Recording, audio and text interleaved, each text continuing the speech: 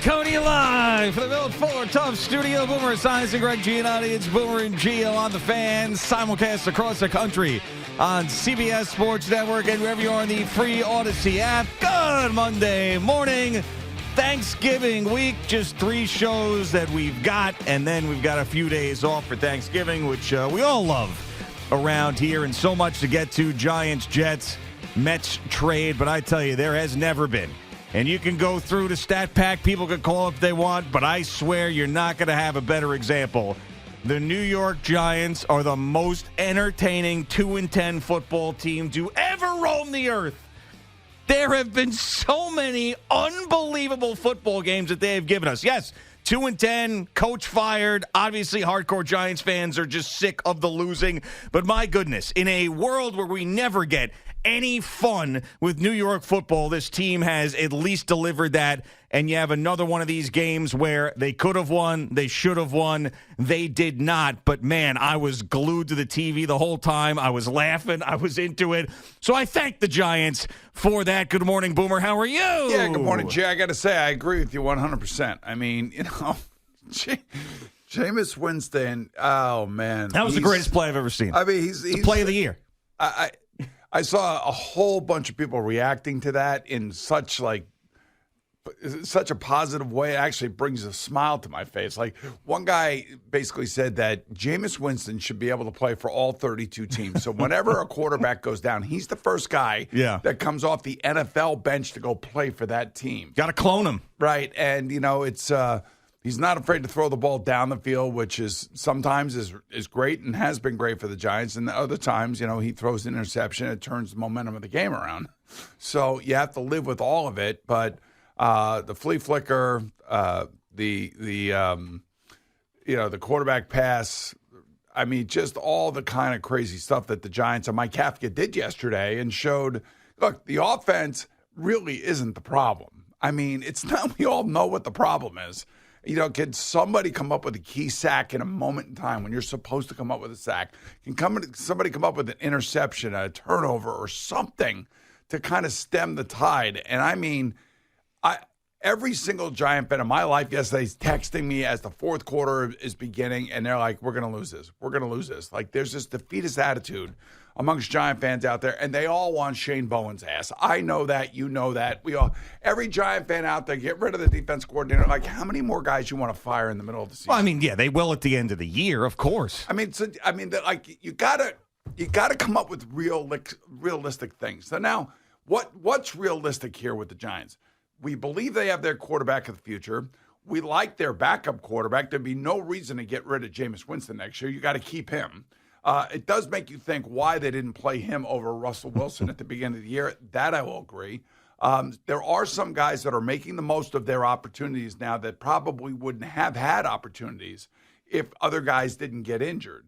So you see Isaiah Hodgins and Wan'Dale Robinson. These guys are making plays, and it looks like they're all having a hell of a lot of fun.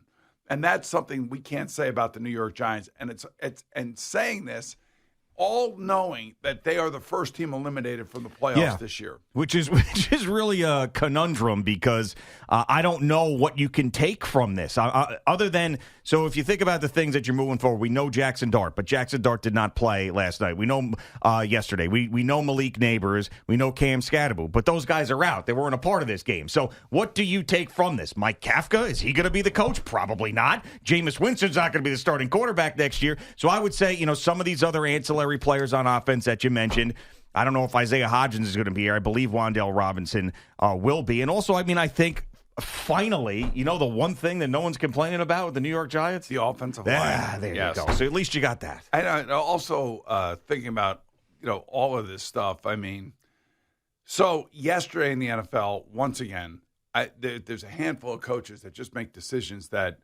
and I guess I played 40 years ago or 30 years ago, so the game was completely different than it is today. And I know that just simply because the amount of people or coaches that end up going for it on fourth down in all these crazy situations. And, it's easy to say after the fact that Mike Kafka, attempts the field goal, they make it, they go up by 6. Now Detroit has got to force everything. They got to go for it on fourth down. They got to score a touchdown. They can't just get to the 40-yard line and attempt a field goal to tie the game to put it in overtime. So this is happening all over the league, folks. It's not just Mike Kafka. I mean, it's everybody. It's Aaron Glenn. It's Mike McDaniel. It's Dan Campbell. It's all. I can't even begin to tell you how many coaches have done this. And when it works, they're all lauded for it because it takes guts to go for it. When it doesn't work, they just get roasted. And every situation is different. And this situation from Mike Kafka yesterday, this is the one where you kick the field goal. Oh, see, I disagree. I loved him going for it because you got nothing to lose. And the way the defense was playing, it was like, come on, they're going to go right down the field and score. You're talking about Giants fans that were texting you. I was watching a game with a bunch of Giants fans. Everyone to a man's like, they kicked the field goal, we're going to lose by one. Everyone knows we're going to lose by one. When you have nothing to lose in the season, just go for it. It was great. That's be aggressive. That's the other part of it. You have nothing to lose other than the game itself, and who cares because you are not going to the playoffs. So, so when you put that part of it into the equation, I can understand it. But if you want to win the game and you want to walk off the field, the best chance for you to win the game, regardless of what your Giant fans friends say and my Giant fan friends say, the kicking the field goal there is the right thing to do. Nah, see, this is why I will disagree, is because if there was one thing that I could trust, there's two things I could trust in that game. One was Jameis was going to give somebody a chance in that situation, and he was going to, and obviously it didn't work out, but this was not going to be some sort of fakakta terrible play. Like, he was going to throw the ball in the end zone, he was going to give somebody a chance, and the offense would look good the entire day, and that the defense sucks. So, like, with those two things going on, the combo is I'd much rather have Jameis Winston go win the game for me than have my defense have to go win the game for me. And I know you're kicking off to the Lions, so they may get the ball out to the 30-yard line as opposed to starting on the 5-yard line. Yeah. I know all that. But I also know that it's a hell of a lot harder to score a touchdown than it is to kick a field goal to go into overtime. And but they weren't planning on not getting it. I know, but that's the thing. I they went to go win it. the game right there. But the fourth down conversion rate isn't nearly as good this year as it has been in past years. And that's all across the NFL. And I think defenses are expecting it now. Defenses aren't, running guys off the field and on the field. They're not this disorganized. They expect teams to go for it because that's been the trend across the NFL. And again, I don't, it's. And we can believe you at this point. It doesn't matter. It just doesn't matter.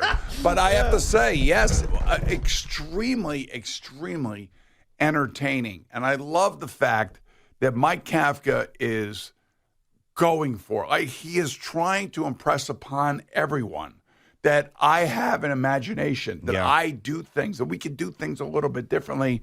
And we're going to have some fun. And quite frankly, three of his best players aren't on the field. Yeah, it was that Jameis Winston touchdown catch was, to me, the play of the NFL, the play of 2025 in the NFL. The fact that it looked like you got Olszewski's running around like, oh, my God, he's going to throw this thing, Then it's Jameis. Then he makes the catch. Underthrows it. Underthrows it, so he has to he gets it. Then he breaks a tackle, and then just the cinema of it, you see him do the finger roll in the end zone. Then there's a cameraman right there to have the guys like strolling down doing the dice roll. Yes. I was crying when this was going on. It was the most unbelievable. Look at this. And then they cut it before the finger roll. But look at this. I could watch this all day long. We should just run this as opposed to showing our faces today. Over and over. Here it is. There this it thing. is. It's the greatest touchdown. It was the cinema that should win an Emmy. It was absolutely fantastic. So we come in here this morning, and we all know that it's the defense issue, and but for some reason we have a smile on our face when we're talking about. We're also not Giants fans, Again, we sit here week in and week out and talk about how they're going to lose and which unimaginable way that they can lose. But I have to say, I mean, and being on a bad team really sucks. It really does. But if they're going to look like that, and they're going to have fun doing it, I mean, I give them all the credit in the world. I give Kafka all the credit in the world for calling some of these plays. So you know who agrees with you with the field goal is Malik Neighbors, who posted and quickly deleted his thoughts. Because he wants to win. I mean, he wants his team to win, and again, aggressive play calling. If they score the touchdown there, Mike Kafka is going to be heralded Like, what a call. That's a great – and I don't know if they have, like, they probably ran one of their 2-point plays, I would think. It's – you're assuming that you're going to make it, but the trend in the NFL is that you're not going to make it. Yeah, I mean, and that's one of those things. It's like each individual situation is different, and then you look at these trends. Sometimes you use that information, sometimes you don't. Al did a dramatic reading of the Malik Neighbors post this morning on the warm-up show. I probably can't do as good as he did, but for people who might have missed it, posted and quickly deleted Malik Neighbors. Sometimes I think they be making us lose on purpose because it's no way, bro, you throw the ball instead of running it to make them burn 2 timeouts, then you don't kick the field goal, then they have to go down and score. Football common sense. But that's the other part of it, too. The throwing as opposed to the running. Right. That's the other part, that we haven't really discussed. And, yeah, I mean, he's not wrong. I could tell you that. And, the thing I love about that is that he's invested. He's watching, and he should be watching. Oh, yeah. I mean, and we all love him as a player and as a pick, and he's going to be a huge part of this team's future. But, yeah, I mean, and I am happy that it's out there. He did delete it, but it's like none of that stuff actually helps the situation, when your star player is sitting there saying that your team, the coaches in charge, don't have any common sense. But just Mike Kafka, just keep doing what you're doing. I want to see him do this with Jackson Dart now Monday night in New England. So let's see what that looks like. Yeah. New England's got a bunch of injuries that they're coming out of their game against Cincinnati yesterday. They have like 3 or 4 really significant injuries. They'll be missing their left tackle, Will Campbell, the rookie, who's actually had a great season, and there'll be a backup left tackle going against Brian Burns. So I mean, so all of a sudden the injury bug is now starting to hit New England. They've kind of stayed away from that for most of the year. But this hopefully Monday night, if the Giants are going to play this way, it actually is fun to watch. Yeah, I mean, and Jackson Dart hopefully comes back and is as good as he was prior to the injury. I mean, the defense is so bad, and I understand they're out, without the 3/4 of their starting secondary, which was bad to begin with, and no Kayvon Thibodeau, and you're playing against the Lions, and Jahmyr Gibbs is running all over you. But they're still a dangerous team because of the things we saw yesterday. Like, once again, they should have won the game. And by the way, it's the same formula. So I'm driving in. I hear a promo of us talking last Monday about the game where we're talking about the Giants. And I go, well, it was the same thing, though, with the new coach. You score first. You have a lead late against a team that's better than you. It has a better record. And you end up losing the game late. And they did it again. It's the same script. So 10 points this week, 10 points at Chicago, 19 points at Denver, 11 points at New Orleans, and 10 points at Dallas. Those were the leads that they had on the road. And I want to say that they are the first team in NFL history, right? Yes, they are. Lose 5 road games in a season after they were leading by at least 10 points at some point in the game. Yeah. Mm-hmm. That is unbelievable. Historic. I mean, to me, when I look at that Denver fourth quarter, that is where it all just... That's where the season changed. Brian Daboll lost his job. All of those things happened right then. Really did. Well, he didn't technically lose it, but that was probably that New Orleans game hurt too, because that New Orleans game, that's where they came out in the second half, and it was turnover city by the rookies. Yeah, and it's like what happened with Breece Hall yesterday. The guy has been carrying the team, gets down inside the 5-yard line and fumbles. Well. And it's like it's not because the guy's not trying. The guy's a hell of a football player, and they just they're another in a situation like I thought their defense played great yesterday until of course Lamar gets going in the second half. Yeah, I mean that they're just going to need to draft a bunch of really good players is what it comes down to. They got a lot of draft picks. Darren Mucci's got to hit it out of the park. I don't believe in. I mean, the media antagonistic thing that he does is now spilling into the players. As you've got now, Justin Fields won't talk to the media about getting benched. Brian Costello is trying to do his job to try to ask him about it, like he's the first quarterback ever to be benched. He's acting like that. Obviously, that's not the case. So he says, gives him a flippant answer or whatever. Fine. Brian Costello posts it. Then Breece Hall has to then go rip Brian Costello for doing his job. I mean, where do you think that comes from? I mean, the reason I would think that if I were Justin Fields, And I remember I've been benched in my career, remember, and I did not want to talk to the media because I was not the starting quarterback. I felt like, when you are the starting quarterback, you are the voice of the team, just like you are a coach. When you are a backup quarterback, better to be seen and not heard. And even though I'm sure Justin Fields is a little bit perturbed by not playing, his playing and his effectiveness is obvious as to why he shouldn't be playing. Now, whether or not he can swallow that, I don't know. I'm not saying that he can, and he's got pride and he wants to play. But, you got to be realistic. Tyrod Taylor gives these guys a much better chance. And you can tell just by the way the receivers and everybody is reacting to him. But, yeah, I don't blame – I'm not blaming Justin Fields for anything because it is a strike to, his pride, and he is no longer the starting quarterback. Therefore, he should no longer have to talk if he doesn't want to. Yeah, but, also Brian Costello just went to go ask him, and he wasn't available. I guess the media saw him, and he asked him quickly.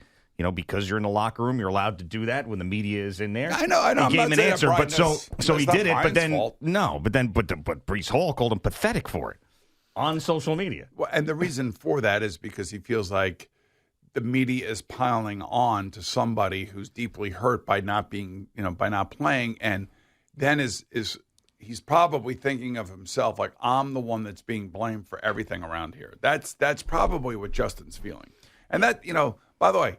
That's just human nature. I'm not going to get upset by any of that stuff. And by Breece Hall doing what he did, he's backing up his quarterback that he knows is catching all this heat. So I don't mind when a teammate comes to back up your other teammate. And don't be so sensitive.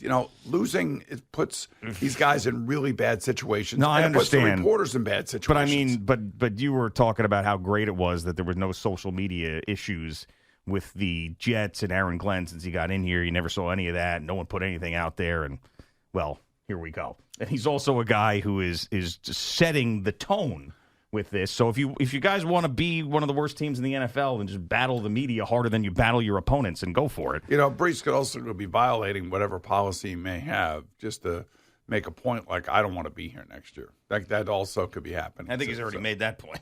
Yeah. By the way, remember we started Monday. We started Monday, or maybe it was Tuesday of last week, and we were talking about Ramification Weekend. Yes. And we had Ramification Weekend for sure, because right now in the AFC, if the playoffs started today. You want to save this? We got a 4-hour show.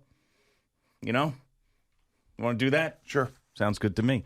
Boomer and Gio on the Fan and CBS Sports Network. You are the point guard.